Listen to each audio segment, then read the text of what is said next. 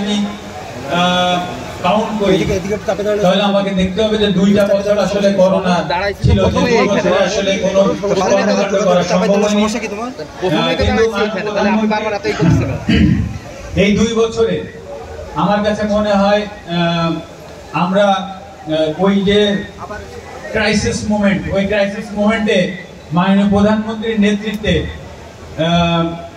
নড়াইল জেলা আওয়ামী লীগ এবং সহযোগী সংগঠন সহ ছাত্রলীগের ভাই বোনেরা যারাই কাজ করেছে, আপনারা কিন্তু কেউ না কেউ দেখেছেন আমরা পথে ছিলাম।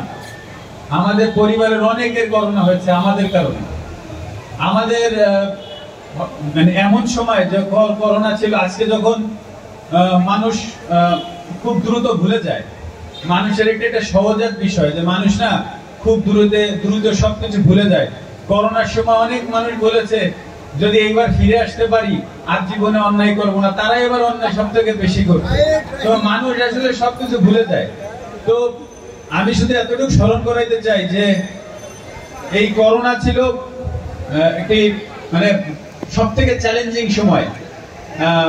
যদি আপনারা আপনাদের টাইমলাইন গুলো একটু রিভিউ করেন, আপনারাই দেখতে পারবেন যে আপনারাই অনেক সময় লিখেছেন, বলেছেন। তো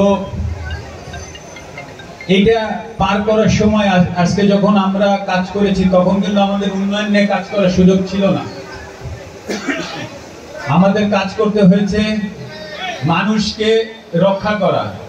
আমরা বাইরে থাকি, আপনারা ঘরে থাকেন, আপনাদের কি প্রয়োজন হয়তোবা এখানে ইচ এন্ড এভরি পার্সনের ঘরে আমরা পৌঁছাইতে পারিনি, কিন্তু এইটা সত্য। আমরা দিল থেকে মন থেকে